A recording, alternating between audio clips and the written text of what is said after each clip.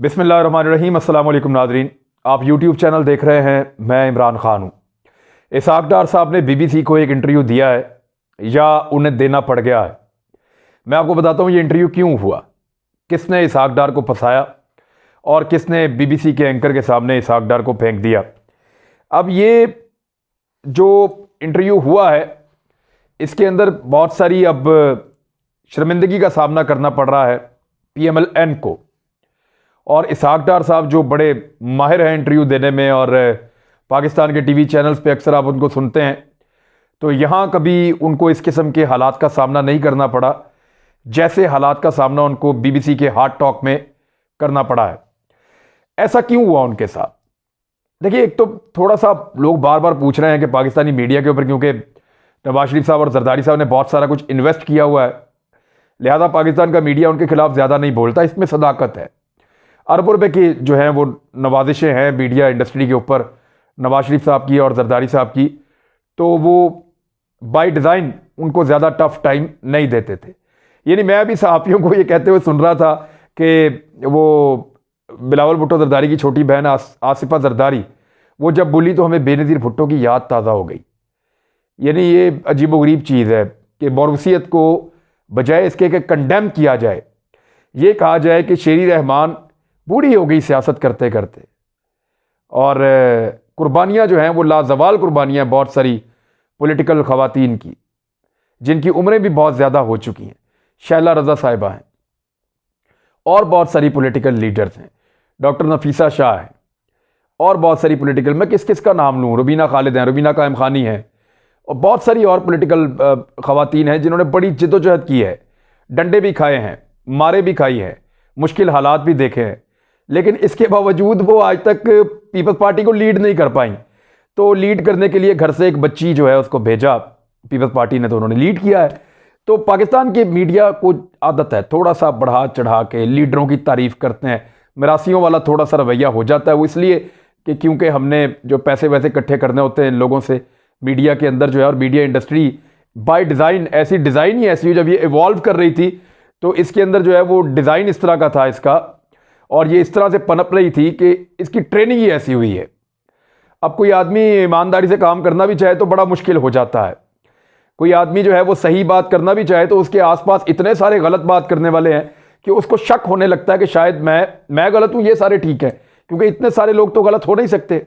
मुझे याद है मैंने जब पहली दफ़ा नवाज शरीफ साहब से सवाल किया तो सारे सीनियर सहाफ़ी मुझे ऐसे देख रहे थे जैसे मैंने कोई जुर्म कर दिया।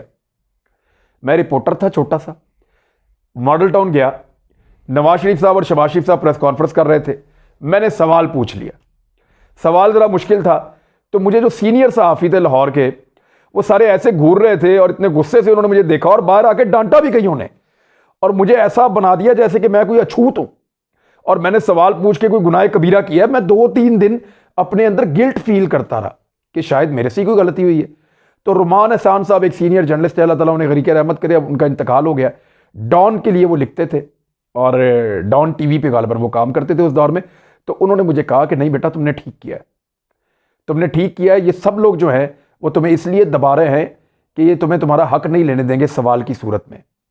और इन पॉलिटिकल पार्टीज के साथ ये कई दहाइयों से एडजस्ट हो चुके हैं, लिहाजा इनके सामने ऊंची आवाज में बोलना, इनके सामने सवाल उठाना बड़ा मायूब समझा जाता है इन लोगों की नज़र में। तो पाकिस्तान के मीडिया के अंदर ये प्रॉब्लम है, इस तरह के सवालात नॉर्मली नहीं होते।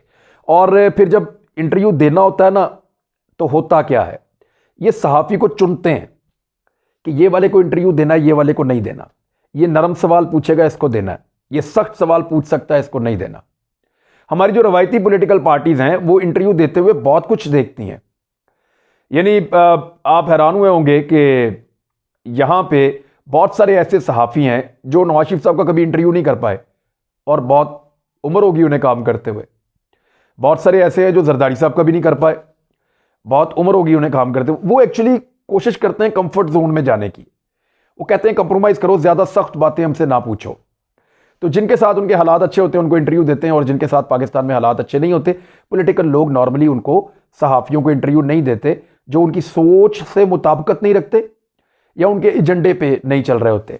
तो यहाँ पे ये इंटरव्यू क्यों दिया इसहाक डार ने? सबसे बड़ा सवाल ये है, ये इंटरव्यू इसहाक डार साहब ने दिया नहीं है और ना ये कोई उनकी ख्वाहिश थी। ये इंटरव्यू इसहाक डार साहब को देना पड़ गया है। वजह यह है कि बीबीसी नवाज शरीफ साहब का इंटरव्यू करना चाह रहा था और बीबीसी अभी भी नवाज शरीफ साहब का इंटरव्यू करना चाह रहा है बरतानिया में, और उन्होंने कई मरतबा नवाज शरीफ साहब को दरखास्त की है कि आप बीबीसी को एक इंटरव्यू दीजिए। और सिर्फ बीबीसी ने नवाज शरीफ साहब से इंटरव्यू के लिए दरखास्त नहीं की, दीगर कुछ और चैनल्स ने भी दरखास्त की हुई है और कुछ अखबारात भी हैं, उन्होंने भी कहा कि आप हमें एक तफसीली इंटरव्यू दीजिए नवाज शरीफ साहब को। तो नवाज शरीफ साहब के ऊपर बीबीसी का सबसे ज़्यादा दबाव था और बीबीसी उन्होंने बताया जी कि मियाँ साहब तो बीमार हैं, उनके साथ ज़्यादा चीज़ों को डील करते हैं, तो मियाँ साहब बीमार हैं, वो इंटरव्यू नहीं दे पाते। लेकिन उसके बाद दबाव बहुत बढ़ गया जब मियाँ साहब ने एक घंटे की तकरीर करना शुरू कर दी मीडिया पे आके, ऑनलाइन तकारीर पाकिस्तान में जलसों से।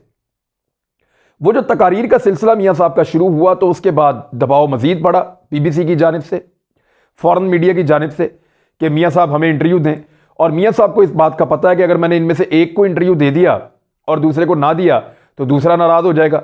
और मियाँ साहब बैरून मुल्क किसी भी मीडिया के साथ नाराजगी मोल नहीं ले सकते इस वक्त जब उनकी पार्टी एक तहरीक चला रही है, इस वक्त जब वो खुद लंदन में मौजूद हैं और इलाज करवाने के बहाने वहां पे उन्होंने अपना क़याम किया हुआ है।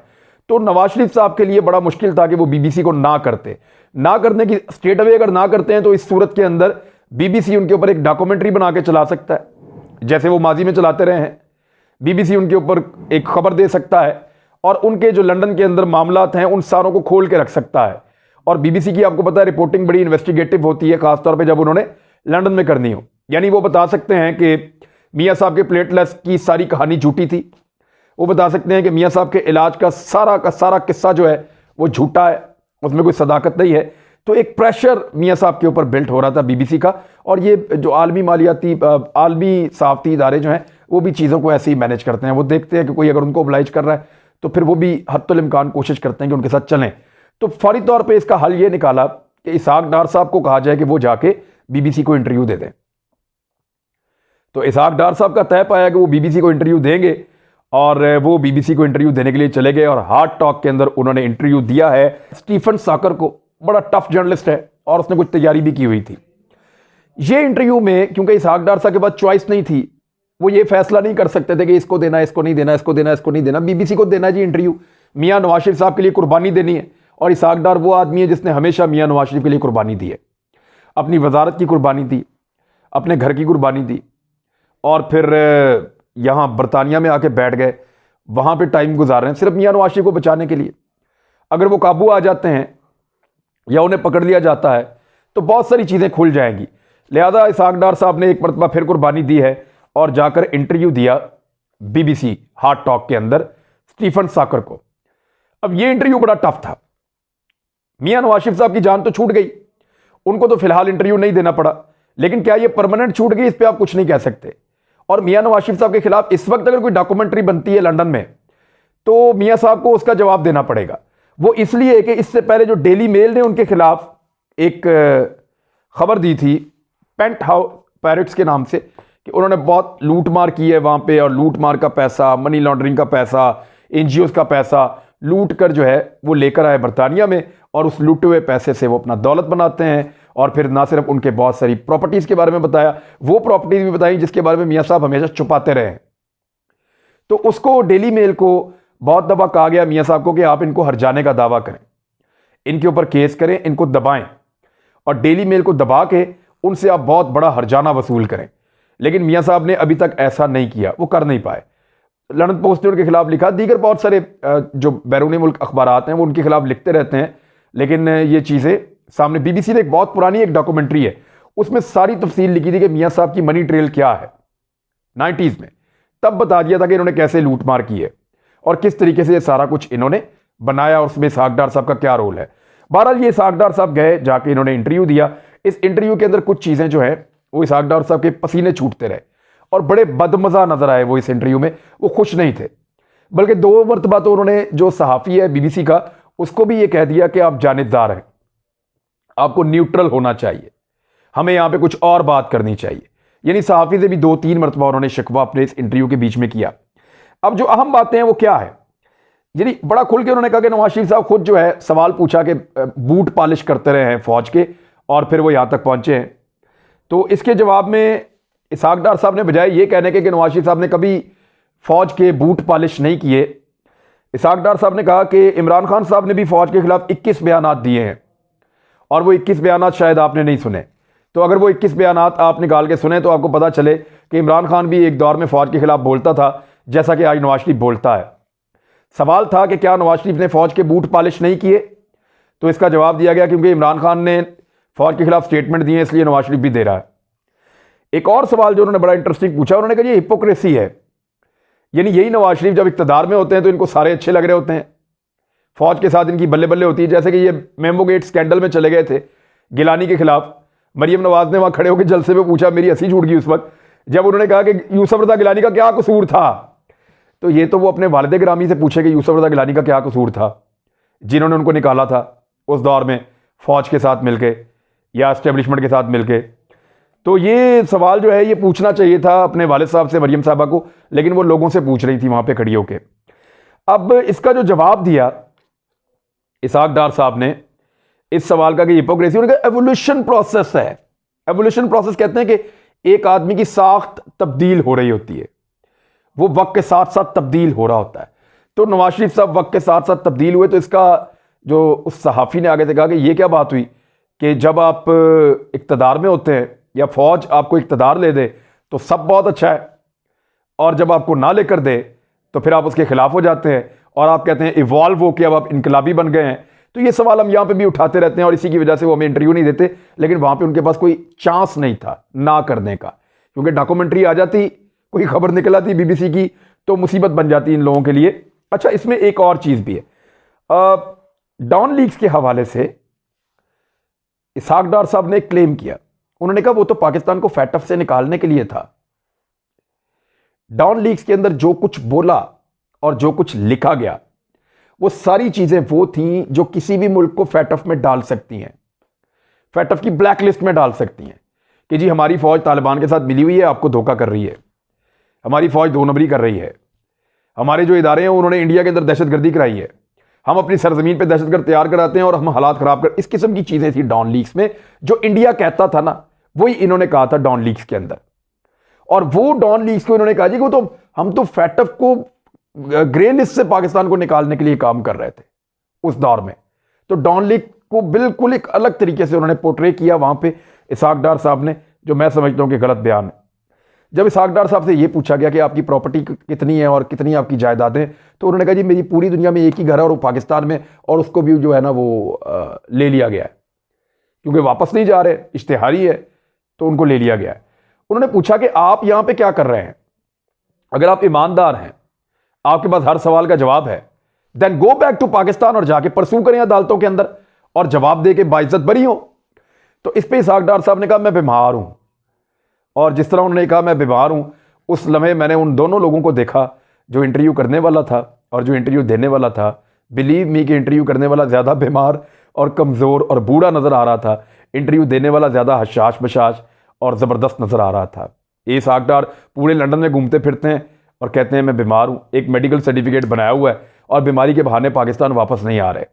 कहते हैं मेरे पास हर सवाल का जवाब है, लेकिन जवाब देने के लिए पाकिस्तान वापस नहीं आ रहे, और इस वक्त एक इश्तेहारी के तौर पे बरतानिया में मौजूद है। साथ ही उसने पूछा कि नवाज शरीफ साहब फिर यहां पे क्या कर, वो भी बीमार है। बीमार हैं यानी नवाज शरीफ भी बीमार, इसहाक डार भी बीमार। तो ये एक अजीब चीज है कि उन दोनों का इक्तदार था, दोनों मिलकर फाइनेंसिस के लिए रिस्पॉन्सिबल थे, दोनों के ऊपर संगीन करप्शन के मुकदमात हैं, दोनों बीमार हैं, दोनों लंदन में हैं, लेकिन दोनों पॉलिटिक्स भी कर रहे हैं, दोनों इंटरव्यूज भी दे रहे हैं, दोनों सियासत भी कर रहे हैं। तो ये बात जो है वो गोरे को तो समझ नहीं आती, लेकिन पाकिस्तान में हम बहुत सारे सहाफ़ियों को समझ आती है, इसलिए पाकिस्तान के अंदर जो है वो उनका फिर भी दाल गल जाती है, वहां गोरे के सामने दाल नहीं गलती। एक और बड़ा टेक्निकल सवाल जो है वो पूछा आपने, और उसका जो लब्बे लबाब है मैं आपको बता देता हूं कि कोविड-19 है, आप लोगों की जान खतरे में डाल रहे हैं। क्या जो आप अभी कर रहे हैं, जिस हालत में पाकिस्तान है, क्या ये पाकिस्तान के साथ आप भला कर रहे हैं जो इस वक्त तहरीक चला रहे हैं? तो सिंपली जो क्वेश्चन है जो उठता भी है, इसका जवाब कोई इसहाक डार साहब दे नहीं सके और कोई सेटिस्फैक्ट्री आंसर उसका नहीं कर सके, रिप्लाई नहीं कर सके प्रॉपर।